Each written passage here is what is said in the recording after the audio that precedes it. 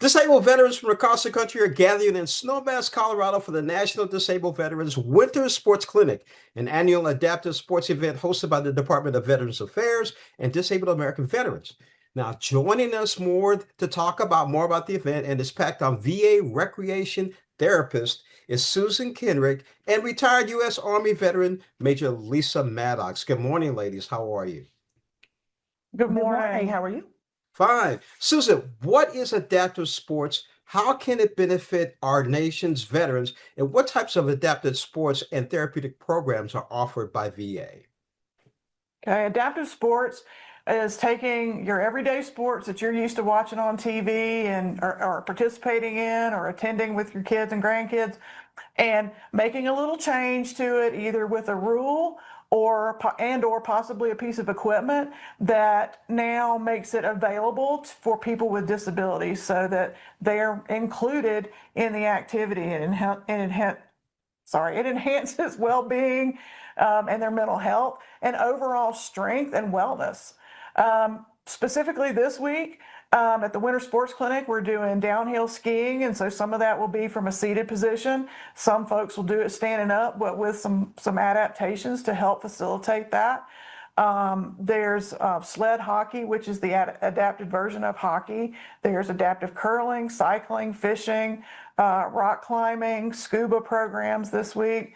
All sorts of opportunities here, but also year round.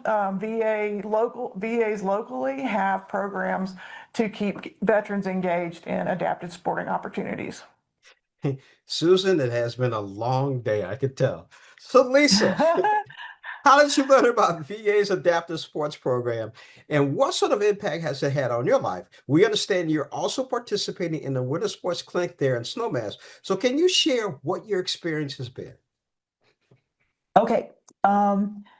I first found out about VA adaptive sports when I had gone into an appointment for a prosthetic fitting and overheard somebody speaking about the National Veterans Wheelchair Games.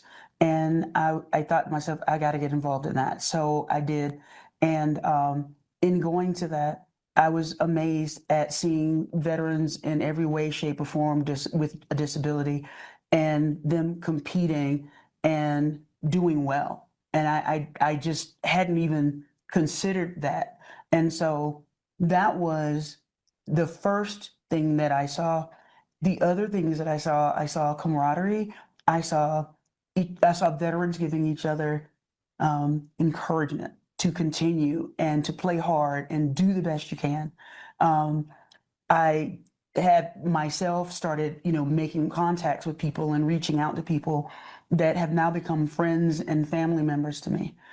So the games themselves, any of the games or activities that the VA does, it provides an opportunity for you to enrich your life in multiple ways.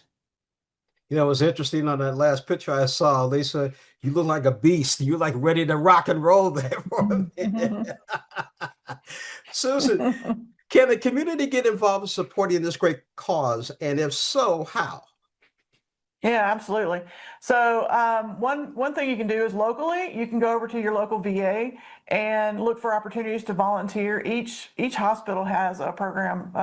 It's called CDCE, and I won't even try to say what that stands for. But it's basically voluntary service, and so you can sign up there, or you can go online to the national special event specifically for the Winter Sports Clinic.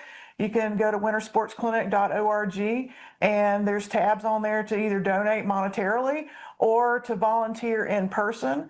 You can Google adapted sports, VA adapted sports, and all six national special events pop up there. Each of them needs volunteers. None of our programs work if we don't have volunteers from the communities. So also there's a VA adapted grant, and those are for community partners all throughout the country who are putting on adaptive sports and recreational opportunities for our veterans throughout the year. They need volunteer assistance as well. Lisa, what do you tell other veterans who may be thinking about participating in the Winter Sports Clinic or any other VA programs? It's a must. You have to come because it will help you get out of that dark place in your mind. And you're inevitably going to find somebody here who has gone through similar things that you've gone through or are going through. And you now have somebody who you can pick up the phone and call or text and say, hey man, I'm struggling today. And that's all you have to say. That person receiving that gets it.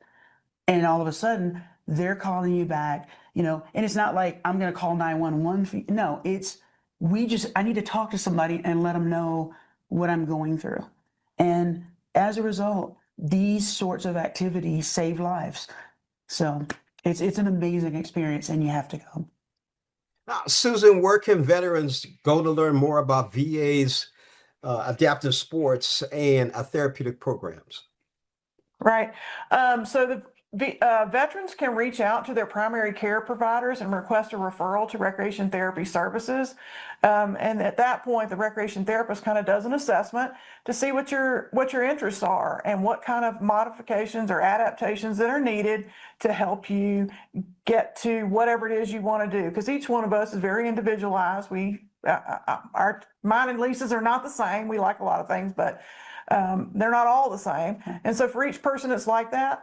And then also the veterans can go to that VA adapted sports link and look at the different national events and the grant recipients to see what's more local to them. I've been speaking with VA recreation therapist Susan Kenrick, retired U.S. Army veteran Major Lisa Maddox. Thank you so much. I got to say thank you for your service to both of you. I really appreciate this conversation. Thank you again. Thank you. If I could ask one more question, as a child of a veteran from World War II who at that time suffered PTSD, it actually sounds like no matter what, whether it's physical, mental disability, they should get involved in one of these events. What do you think? I absolutely agree. They need to start at home, though. So start in your local communities and get engaged there. Even if you don't go to the national events, the local communities is kind of where you build your community of support. You build your engagement and purpose, and so that's a good place to start. And then you can grow into the bigger programs. But absolutely, get out of the house, get out of those four walls, and get engaged. And in a clinical perspective, really quickly, oftentimes when you go to like a PTSD group, people bring up symptoms that they have that you may be having but didn't realize it was connected to PTSD. And now you have some information that you didn't know about, and then you can start to talk to a therapist or whomever to try to work on improving that now that you know that's the cause of that issue that you probably would have never figured out on your own. Ladies, I want to thank you for the information today. Producers, I want to thank you for the extra time. Thank you again, ladies. Thank you.